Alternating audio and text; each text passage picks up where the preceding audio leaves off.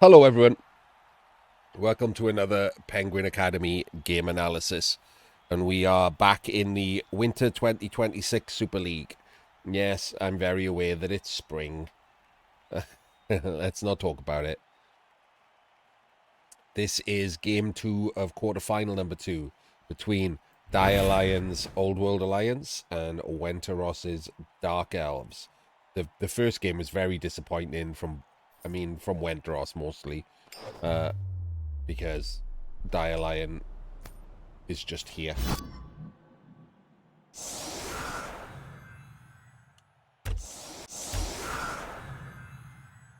What's going on? The pitch, is that very sunny? It must be very sunny, right? That's why the pitch is changing when I'm doing that.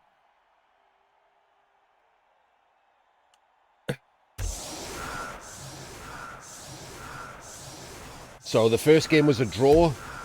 That means that if this game is a draw, there is a third and deciding match that will have overtime in. But if either of these two teams win this game, they go on to the semi-finals because it's first to 1.5. Just to remind you of the format. So the Old World Alliance have set up a little strange. I'm not entirely certain what the point of it is. It doesn't do anything, like, other than hope your opponent is a bit of an idiot. And in this case, it's kind of looking like Wenteros has decided to be that idiot.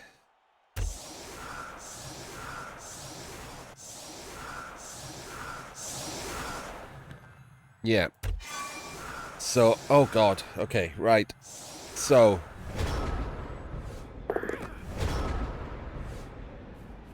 we've scatter caught the ball, which is fine, but we've quick snapped onto the ogre, which is definitely a stop. Please stop moving. Which is definitely a choice because we're not blitzing it because we've just blitzed over there. We're also not blitzing him, so this is just going to be a 1 dice, which is terrible. Obviously, it's a dwarf. Why are we rolling 1Ds to hit dwarves? To remove them is 1 in 30. To burn a reroll is 1 in 6. So, incredibly terrible decision immediately. And basing the ogre with a dodgeless guy, I don't know what's happening. I don't know if Wenteros has recently had a stroke, because I'm pretty certain he used to be good at Blood Bowl. Maybe I'm insulting the disabled, in which case I fully apologize, Wenteros, and I hope you get better soon.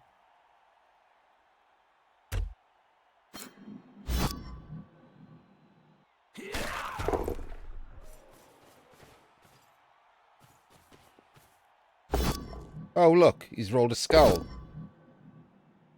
So he's now on 1 reroll on turn 1 of his own drive.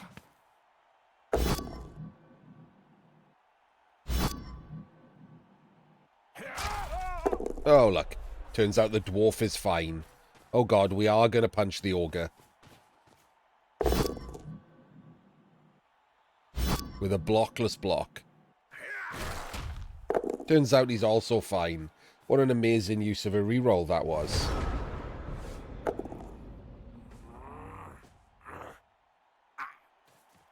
Just walk back in, yeah. If he's going to do dumb...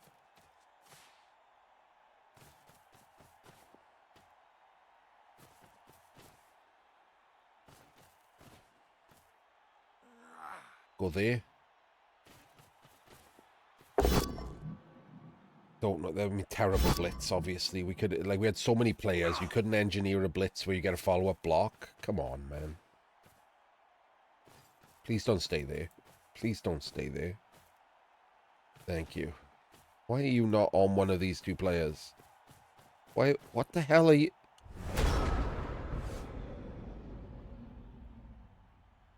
Dude, did you think you had left something in the oven or whatever? You know the game's going on up here, right? What the fuck are you doing?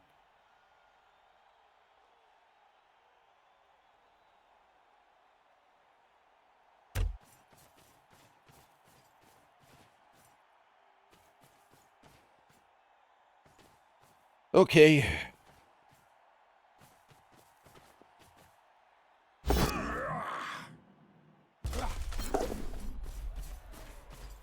Oh my god. Not a real dwarf. Oh god. Well, we got the POWs, so it's fine.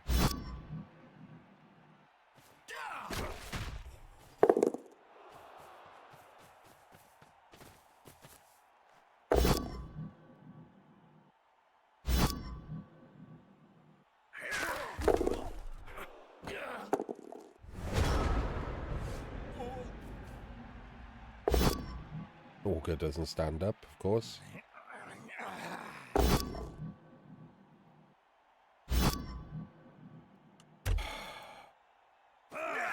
We just opened with a blockless loner. So I guess we're going to try and blitz the witch. Could also blitz this witch. But it doesn't really matter which one you blitz, right?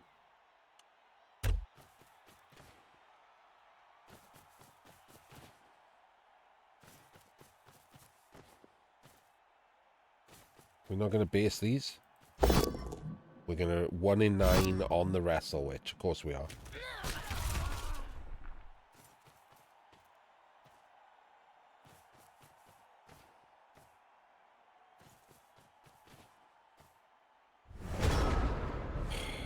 So somehow the Dark Elves just casually survive again.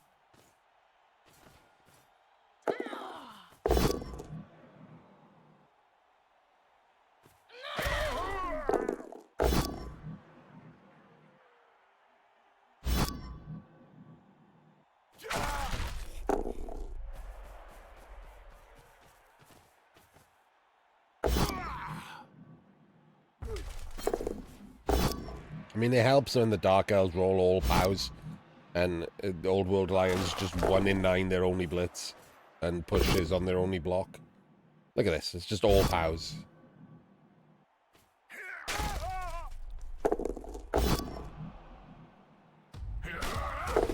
Two stuns as well.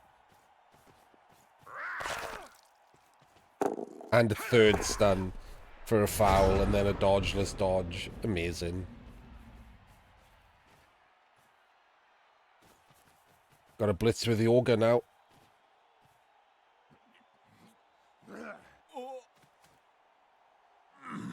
Oh, that's spicy. Could technically surf the Troll Slayer. And the Ogre, 1 in 36s. Good lord.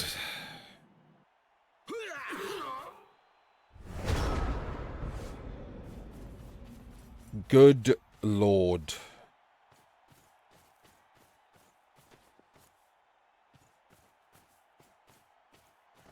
I'll be honest with you, right? I'm still low energy about this stuff. I could have spent 5 minutes showing you where all of the Old World Alliance players should have stood there instead of where they did stand. I just don't want to. Like, it's not really helpful, is the thing, in learning Blood Bowl, right? Because that exact situation is not going to come up for any of you ever again. It's like the whole, like, you know, 52 factorial thing. Like, it's just not going to happen.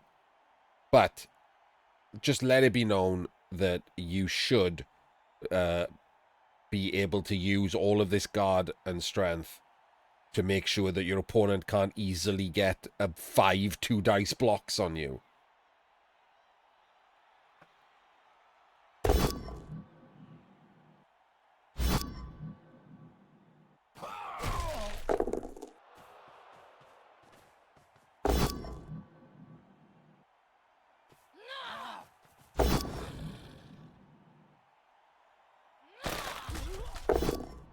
It's also a bit of a comedic dicing by the Dark Elves.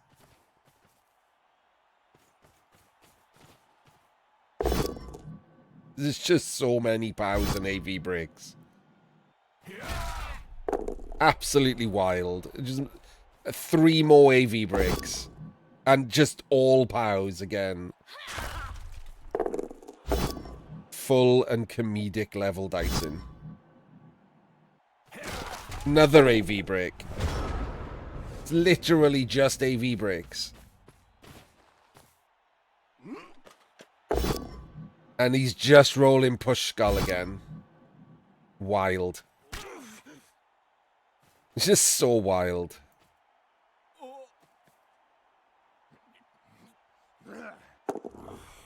The ogre's finally on his feet.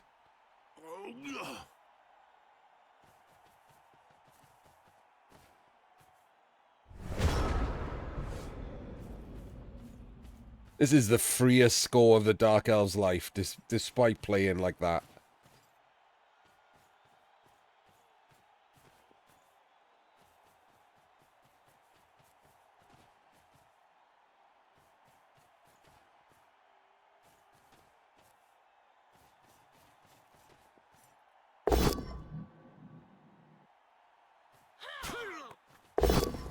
Guess pushes here, he can surf this dwarf.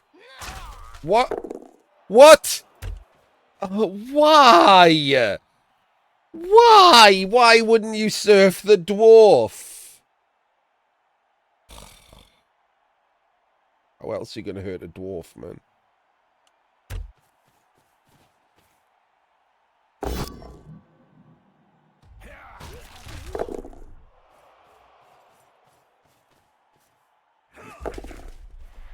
Well, that was horrendously annoying that he didn't surf that dwarf.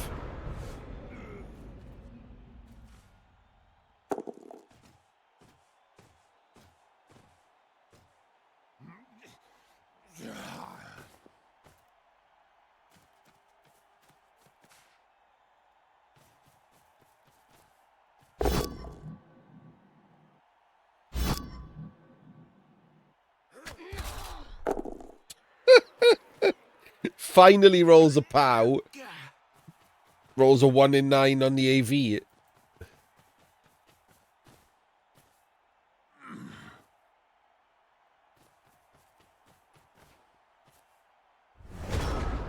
Just giving up the score. I mean, I don't blame him. It's pointless to try and push this score. Try and get some damage. I don't even see how he's going to do that.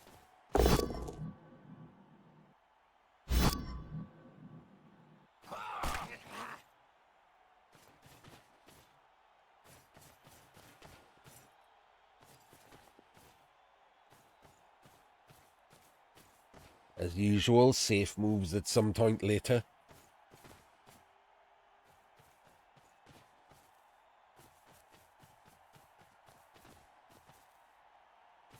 Yeah, what a terrible place to put that witch. At least he realised it.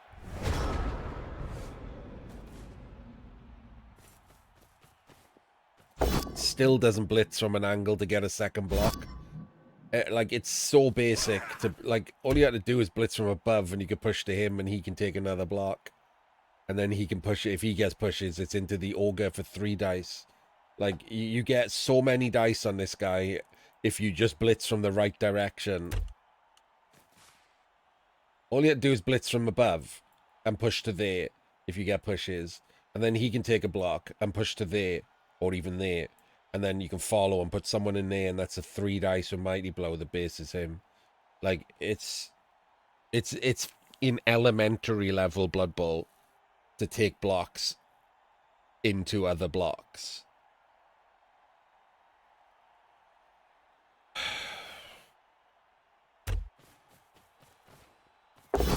So we just do this.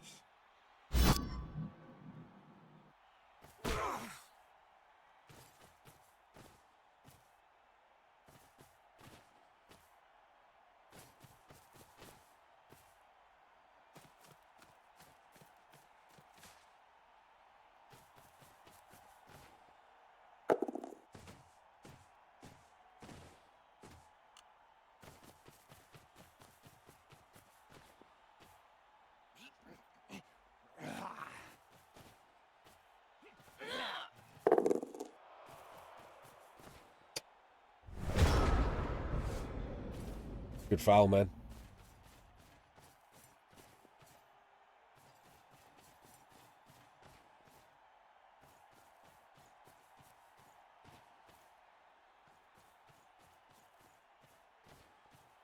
In case anyone cares, the only player who's anywhere near is him. He can't even touch those players.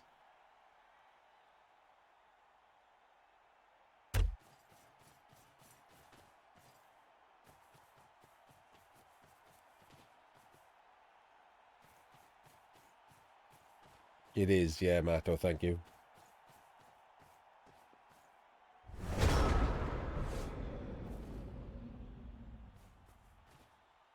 It's still very blurry.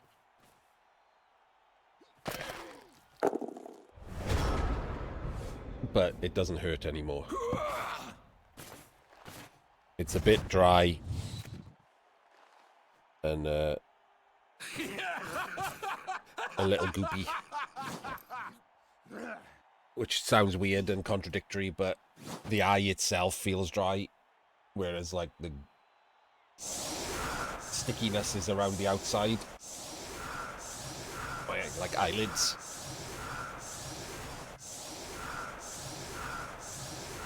But the biggest problem is it's very blurry compared to how it was before I injured it. Which I'm hoping will heal itself, obviously. I would quite like to be able to see out of both eyes.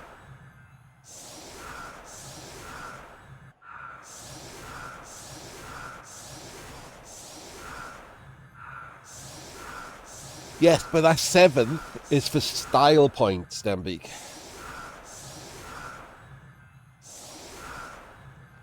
Alright. We have a halfling toss. The Fisher's Ref takes down this dude. Are you kidding me?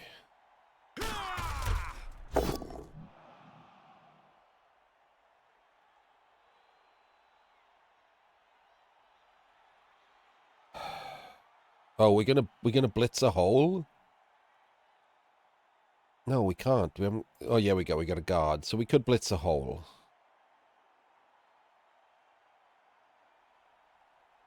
I assume that's why we're taking a block without block.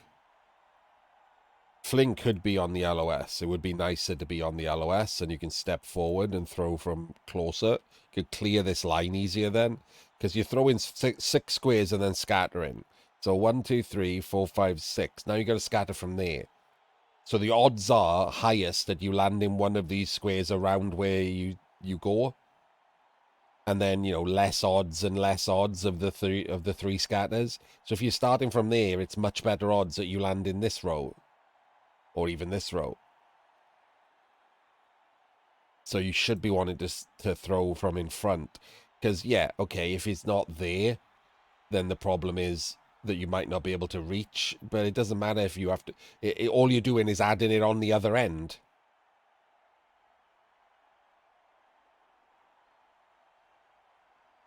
Like, if you're throwing from there, you're going to need an extra rush at that end. You're going to need an extra scatter, etc. It's exactly the same, right? If you're throwing from here, you more chance of being able to get it, but less chance of being able to make it. Whereas the kick is all kinds of random. The kick could go in the crowd, for all you know. So you want to throw from, preferably, the LOS.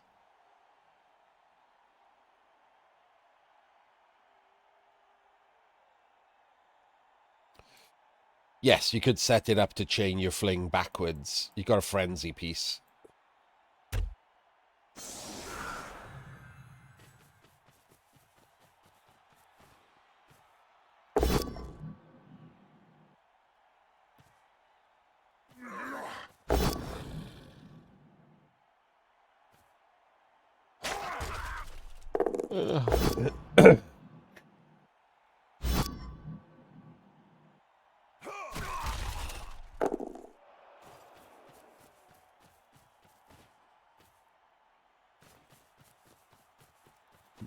Blitz in for damage instead of making a hole for the fling.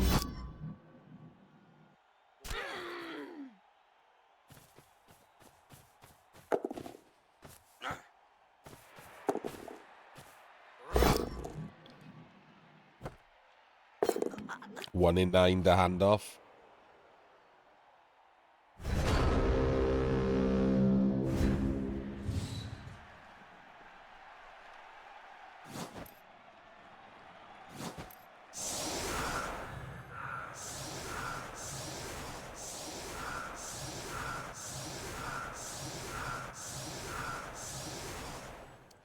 So now, Dialion should play for the draw, right? He's against 10. He's got the possibility of removals with the double mighty blow.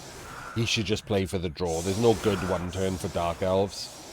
So he should just play safe, play for the draw, and take it to a third match. Hope he does more damage or whatever. Doesn't get outbashed.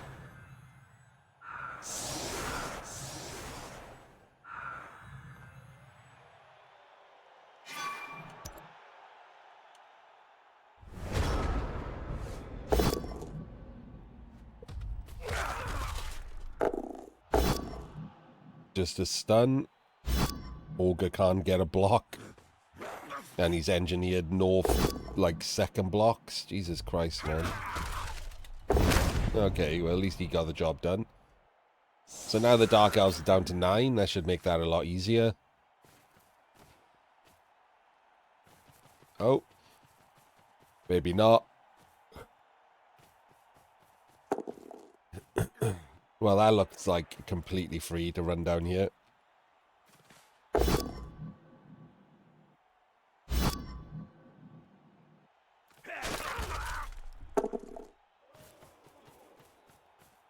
Okay.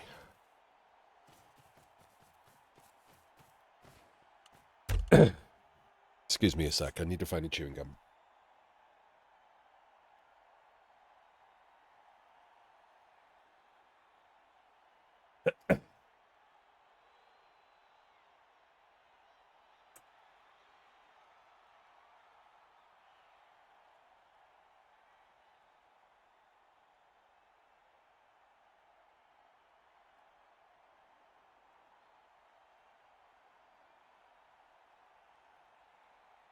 Okay, so I hate this.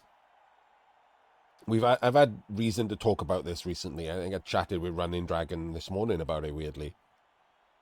There are two main things you can do here, right?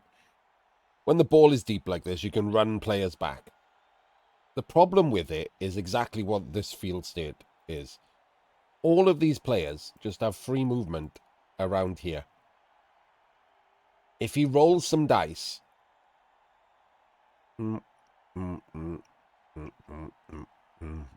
8. He could create enough players here that these can't rejoin these.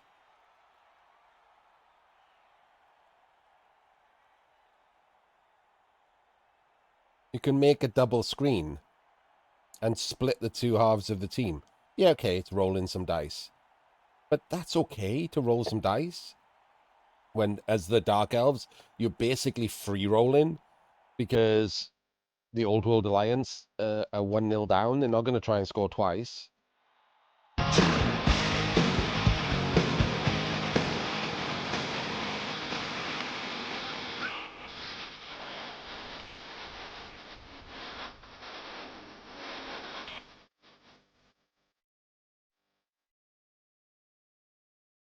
Hello, Mr. Fez. Hello, people watching Mr. Fez. We are casting some Super League.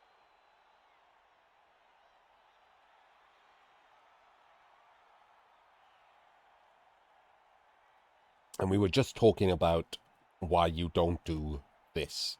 These 3 players would have been better utilized stopping these players from being able to come into this half.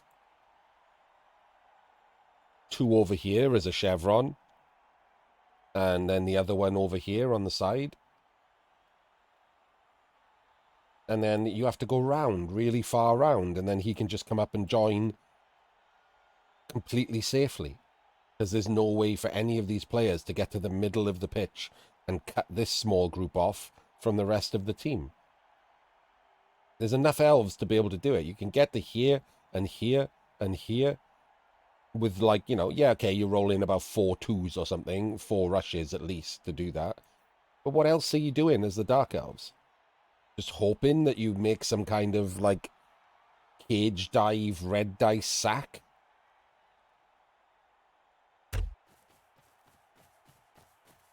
Oh, that's made it worse.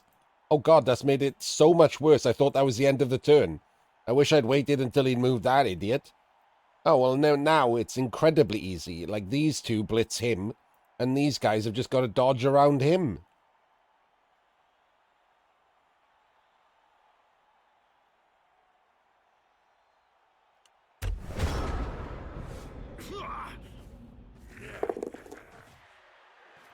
Oh, okay. So the problem with blitzing to make it easy to come through is that this guy is holding a channel.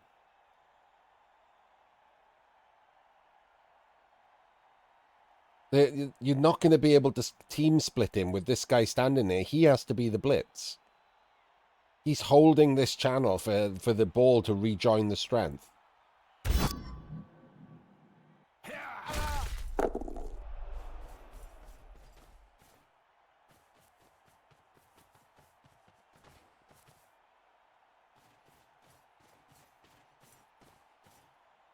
Like, what? Like, this is a correct team split, but what is the point? He's not going that way. And double basing him isn't going to matter because he's a guard. So one gets blitzed and the other gets blocked by him.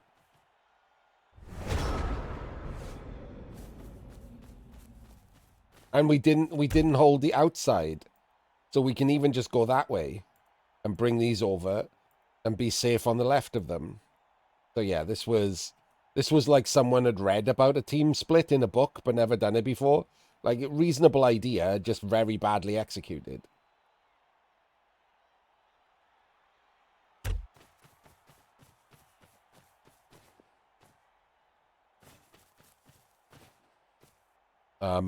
Okay.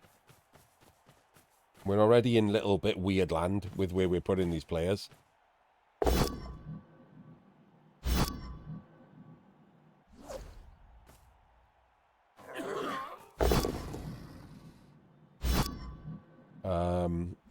Is this ball going to be safe? Maybe you should have moved that guy first or to over there. Oh, safe moves later, I guess. Oh god, a reroll.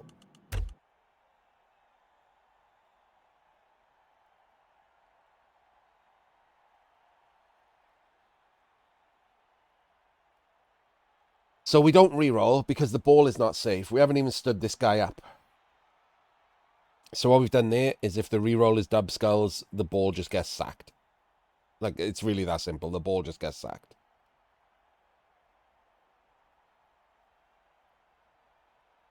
Which is atrocious, isn't it? When the Dark Elves just gave you the free opening. This guy's completely free to come around and hold there. Then all he's got is red dice, even if this is a dub skulls. We haven't stood him up. We haven't moved him, and we're re-rolling. Atrocious. Don't do that.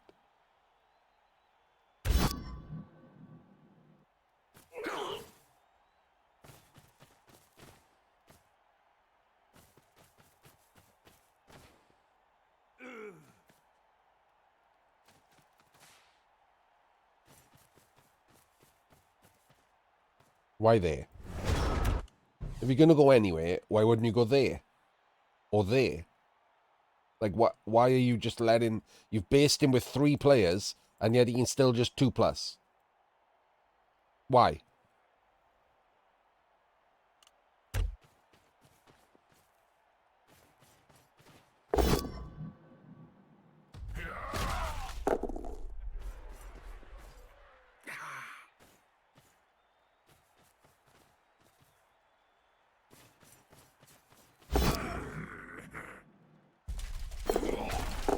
Nice snake, nerd.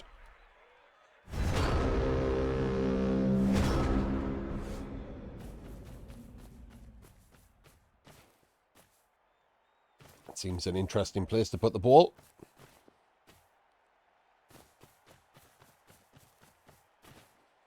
Not a massive fan of a strength 2 cage corner.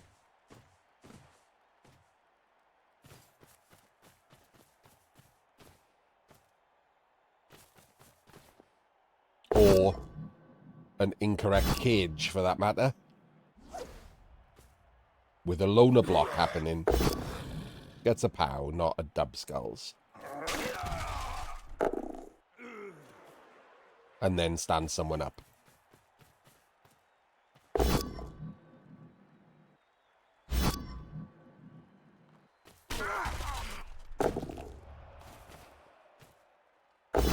Sadly, we are not, Blow. Sadly, we are not.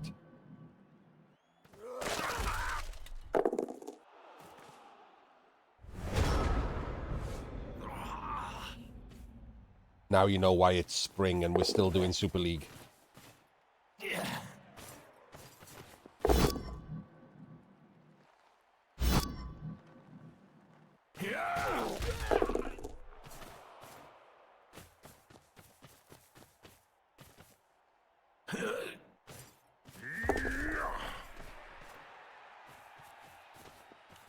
So, you might be at home thinking, what the hell is the Dark Elf guy doing? He's just getting his entire team punched. So here's the thing. The Dark Elves are completely free-rolling. Like, it doesn't seem like Dialion is pushing to go for the win. Which means that if he's not interested in playing for the win and he's just playing for the draw, the Dark Elves can just go nuts, right? Just harass, harass, harass. Odds of him getting cast out are very low. So they can just harass away. If it works, they can get a win. If it doesn't work, whatever. It was a draw anyway.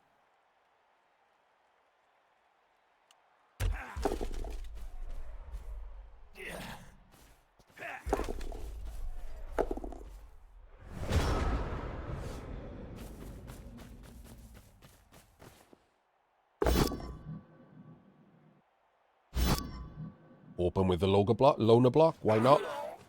Why wouldn't you do that?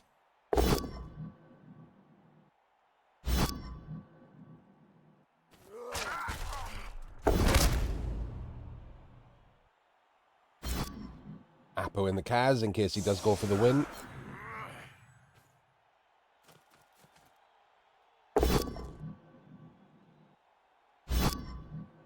He should have been there.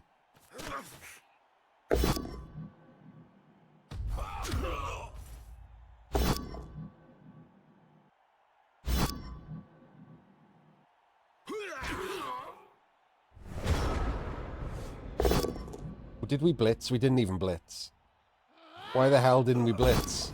Why are we doing this into a 1D? Jesus Christ, man.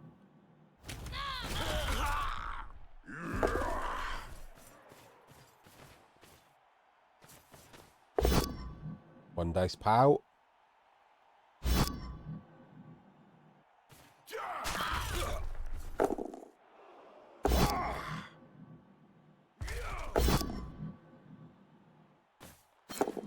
Last reroll.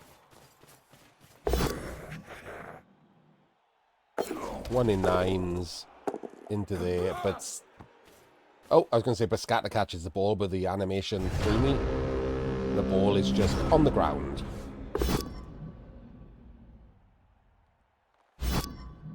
Oh my God, he scattered the ball. He has scattered the ball. Why would you scatter the ball? I could have gone anyway.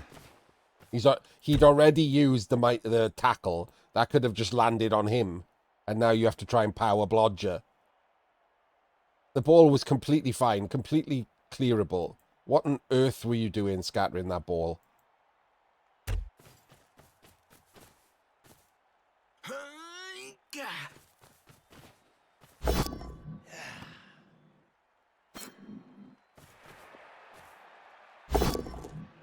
What is this Troll Slayer doing? Used the Ogre that was based and had to activate and take a block as part of the cage.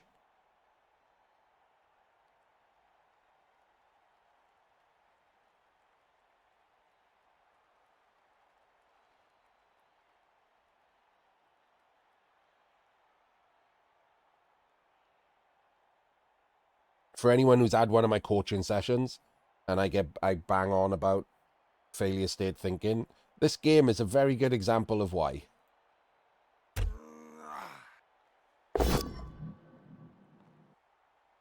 Why did we stand up this thrower?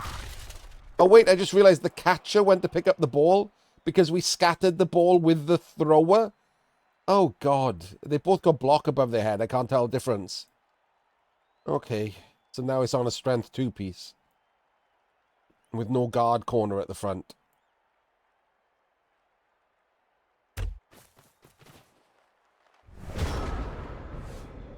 Alright, time to dive and 2 dice a ball with wrestle, I guess.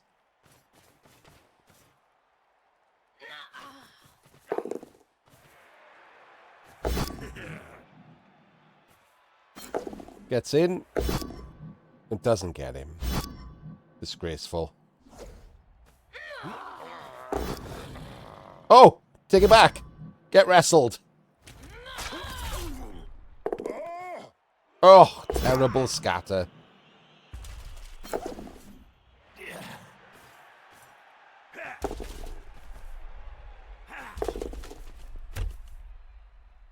Exactly, Ord, yes. Imagine just caging in a slightly different place.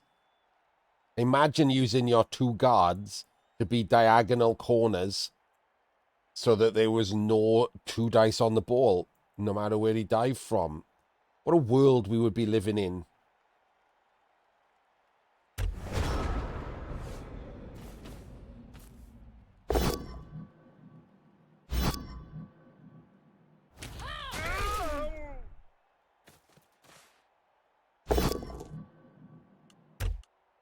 Imagine blocking him, so if you get a POW, you can clear the thrower, who can come and pick the ball up with sure hands.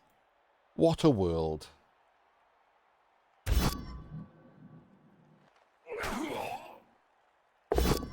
What? Ogres are not reliable?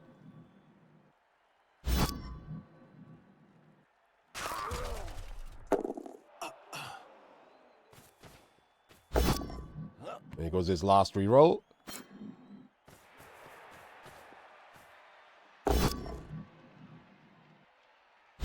Full POW, obviously. Into death.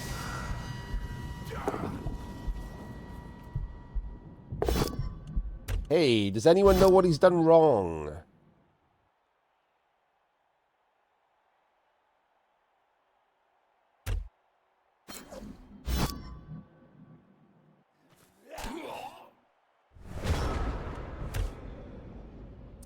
No, he's made a cross cage, which is regularly fine because these squares are all covered by guard, except the cross cage is based.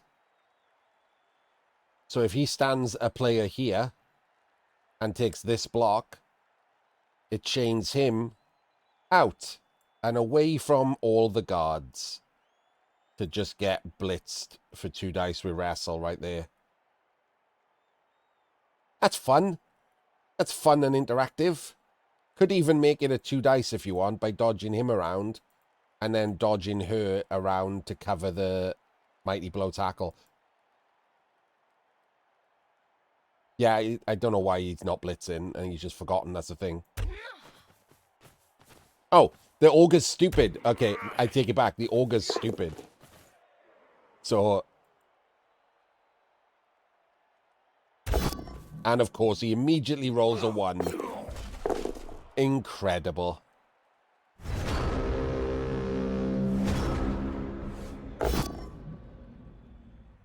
So isn't punished at all.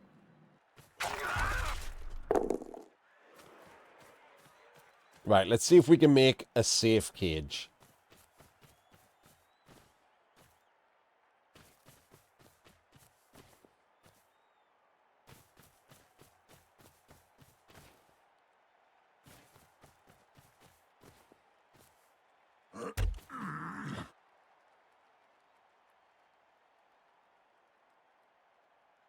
Nice guard placement.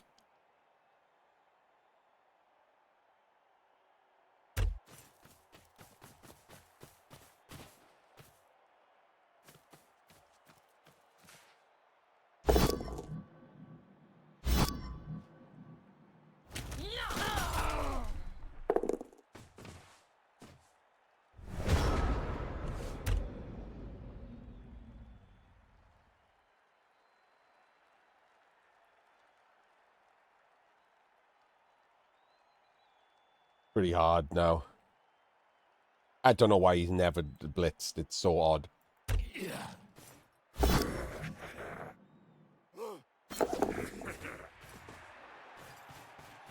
Oh, we're chaining the witch to get close enough. So we jump up in to chain the witch a square. So the witch can sack the ball.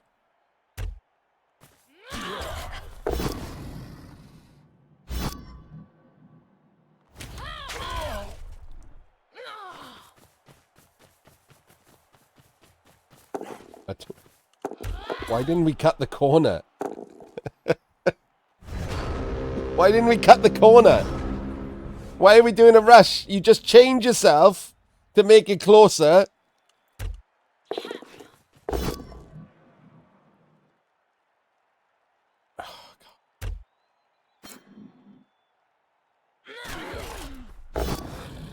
And then did a rush.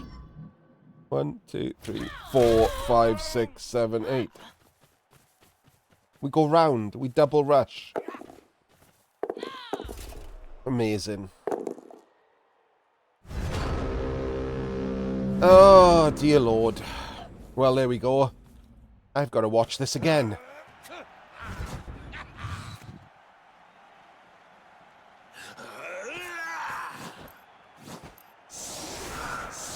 This is the quarter-final that never ends.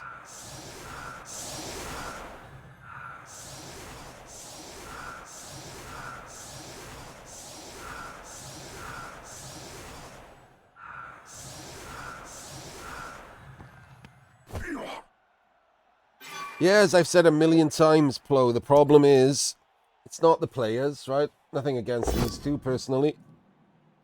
It's that they really... If there was any kind of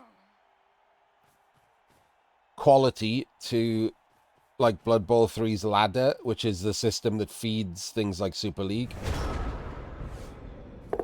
then a lot of these players just simply wouldn't be able to qualify, and so they wouldn't be subject to me.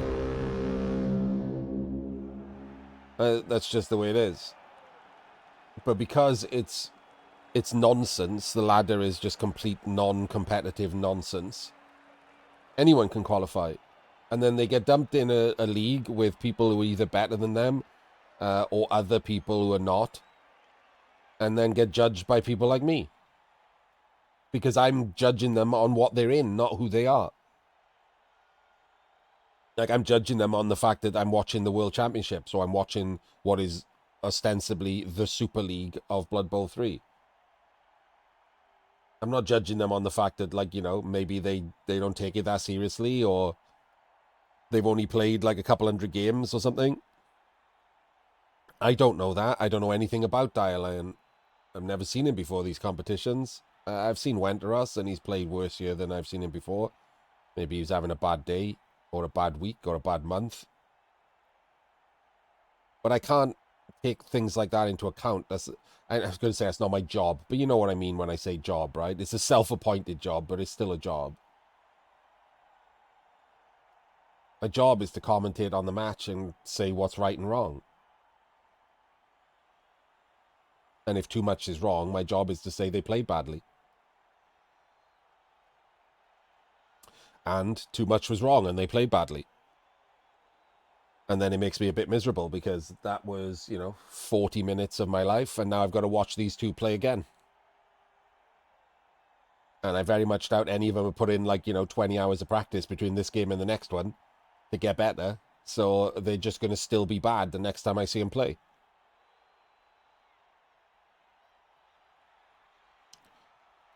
And the underlying frustration is nothing to do with the players. It's the same as when I'm venting about dice or complaining that my opponent is bad and still winning when I'm getting diced.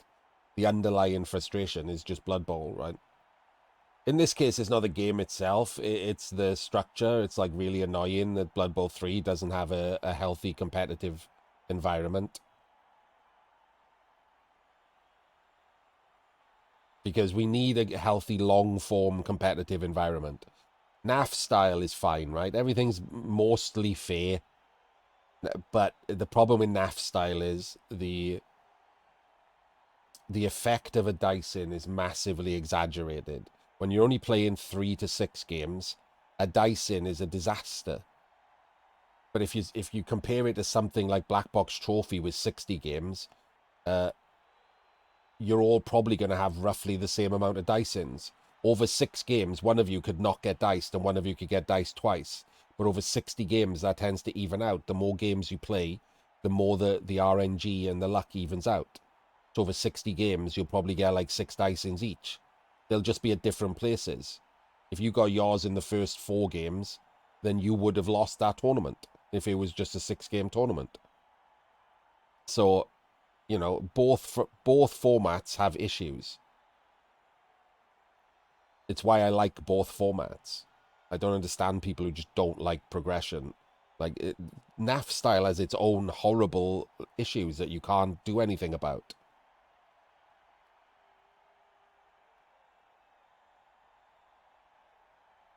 And, you know, ladder is supposed to be the Blood Bowl 3 long format of Blood Bowl.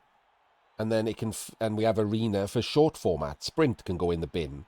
Absolute nonsense invented by someone so they don't have to play more than 20 games to qualify, Mr. Devo. Utter waste of time, Sprint.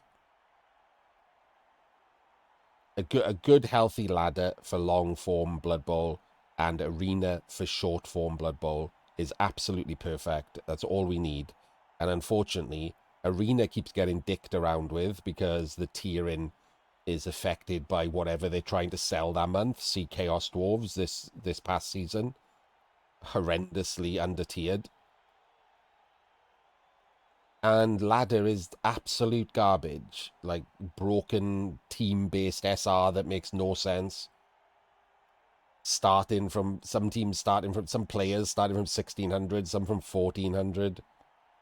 Like, that's a idiocy, ladder. Non-competitive trash. And then that's the thing that feeds the other competitions. That's what feeds Super League. That's what feeds the cups that feeds Super League.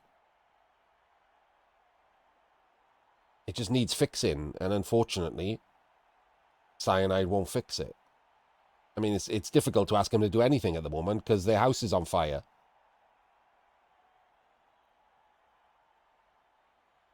But it's been broken for 3 years and they haven't listened. So I very much doubt they're going to start listening now their house is on fire.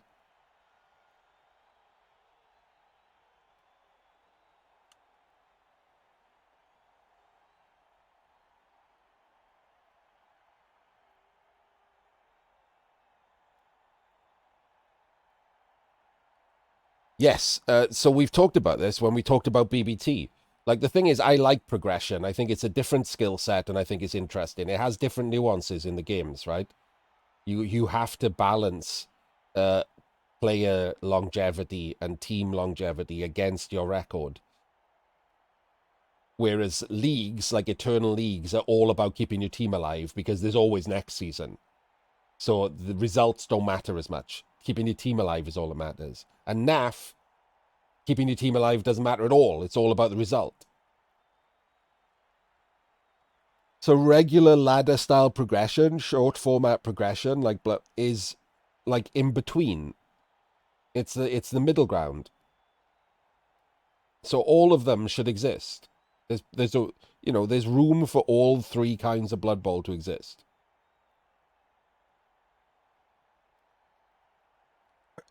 And they're all a slightly different, nuanced way of playing.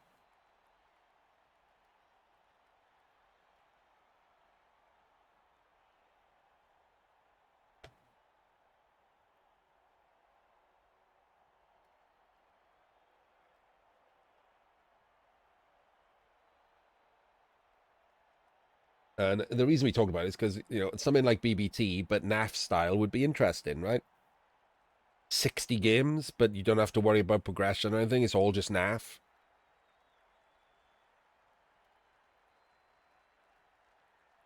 But I wouldn't want that instead of BBT. I like playing the rookie teams and building the skills and trying to score on the right players.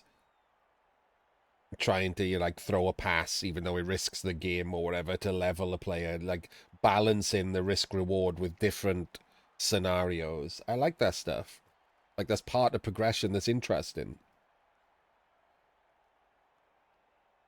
And it gives a bonus to drubbing someone. Winning 4-0 in progression is a hell of a lot better than winning 4-0 in NAF. No one gives a shit in NAF. In progression, you just got 3 extra touchdowns worth of, like, SPP.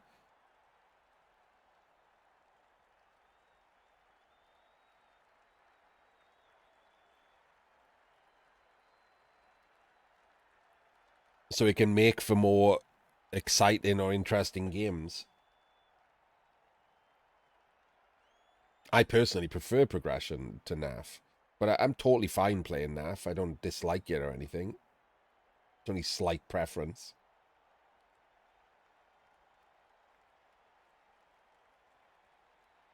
Anyway, extend this video with 10 minutes of nattering. Hope everyone enjoyed that very, very, very mediocre game. I will see you in game 3 of this slobber knocker for the ages.